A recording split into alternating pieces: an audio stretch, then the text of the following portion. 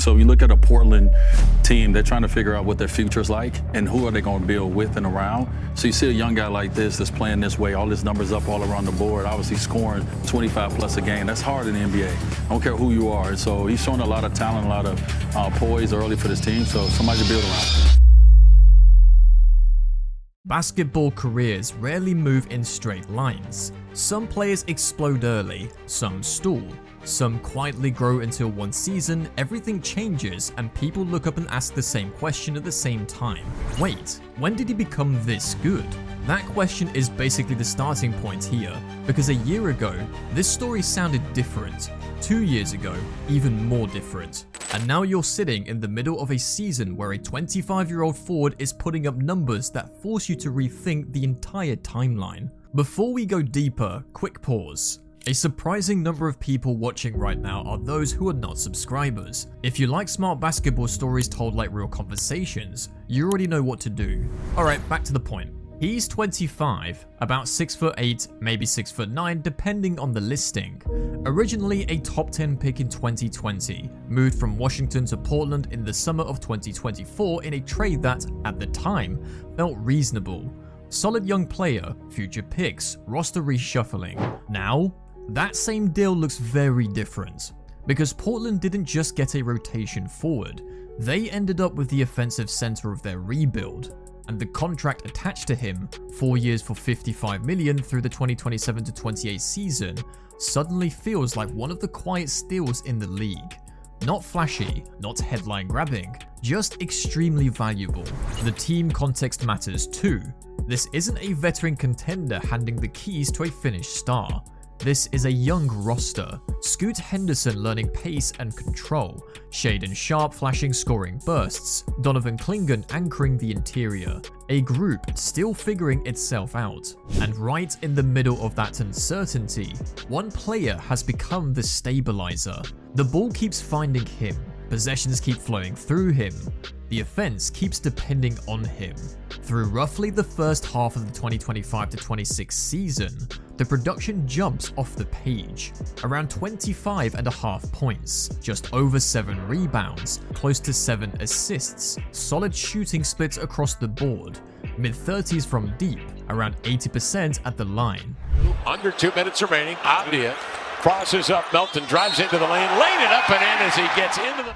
Heavy minutes every night. That's not a nice young player stat line, that's an all-star resume, which is exactly what happened. First appearance, reserve spot, league recognition catching up to what the numbers were already saying. Put it simply, Portland is getting jumbo creator production from a forward-sized body. Not a traditional point guard, not a small scoring wing. A big initiator who can score, pass, rebound, and absorb contact on almost every drive. And the efficiency holds. True shooting a little above 61%. Effective field goal percentage near 54, free throw rate extremely high, assist percentage over 30, which basically screams primary playmaker. Turnover slightly elevated but acceptable for someone touching the ball this much. The on-court impact tells an even clearer story. When he plays, Portland's offense looks functional, sometimes even good. When he sits, things drop fast, spacing shrinks, shot quality disappears, possession feels heavier. That swing alone explains why the system keeps leaning toward him. Not because it's trendy, because it's necessary. He stumbles to the floor, the ball is loose, Kamara with it, bounces ahead to Deni, he rolls right to the cup for the... Stylistically, the offense revolves around pressure.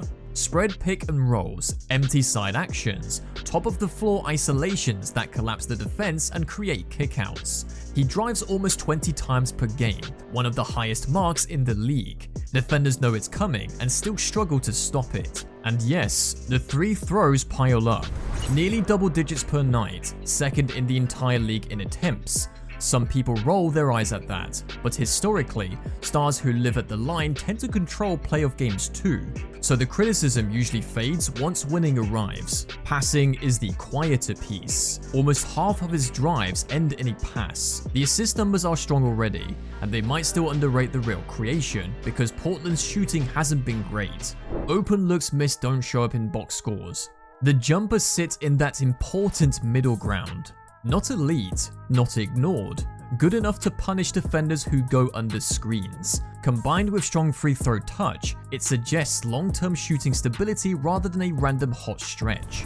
Defense is more complicated. Physically, the tools are there: length, strength, ability to switch across positions, but the team metrics with him on the floor aren't dominant yet. Some of that is lineup context, some is awareness, some is simply the energy cost of carrying so much offense.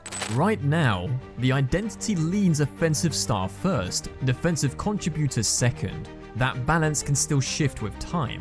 The improvement curve explains why this leap feels believable instead of sudden. Washington years showed flashes: 14 points, solid efficiency, growing playmaking.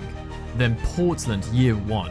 Small statistical bump, bigger role hints late in the season, strong final stretch around 23 points with rebounds and assists climbing. Now year 2, full offensive engine. That's a clean progression. Role player to secondary creator to primary option to all-star. Each step building on the previous one instead of skipping levels. The signature games reinforce the shift. 41 against Houston in early January, multiple 30-plus scoring nights in the same week, back-to-back huge performances against San Antonio, including a triple-double. Remaining in the game, Blazers a lead of 1. Avdija threads it between the wickets, a step back three, got it, Deni Avdija! Near triple-doubles scattered throughout the schedule. Consistent pressure, not random explosions. When a player stacks performances like that in a short window, perception changes fast. Coaches adjust coverages, scouting reports grow thicker, fans start debates that didn't exist months earlier. So what kind of player is this becoming? Statistically, it fits the modern jumbo initiator mold. Think big forwards who run offense instead of finishing it. Scotty Barnes style usage with more downhill aggression. Franz Wagner type creation but heavier free throw pressure. Hints of Jimmy Butler's contact seeking scoring. Touches of old points forward roles, just updated for today's spacing. Not the same tier as the absolute superstars yet, but clearly moving into meaningful territory. Team success remains uneven. Portland hovers a little below .500 depending on the week. Short winning streaks, cold stretches, young team volatility. Still, when he's on the floor, the group resembles a competitive unit instead of a rebuilding one. Roster moves already reflect that reality. Adding shooting at the deadline to open driving lanes, searching for secondary creators who reduce the burden, trying to accelerate the timeline without rushing it. Looking ahead a couple years, the range of outcomes becomes interesting. The floor feels safe. Multiple all-star appearances, 20+ scoring seasons, primary offensive option on playoff level teams. The middle path looks like sustained near all NBA production if efficiency holds and defense improves slightly. The high end depends on context, better spacing, another star beside him, internal growth from Scoot or Sharp. If those pieces align, the ceiling jumps toward real contention. Age and contract help everything. 25 years old, below max salary, financial flexibility for the franchise to build correctly instead of rushing decisions. Which brings us back to the bigger narrative. Not long ago, he was labeled a useful glue piece. Now he's the engine of an offense. Not long ago, the trade felt balanced. Now one side looks far happier, and the most important question going forward isn't whether this season is real.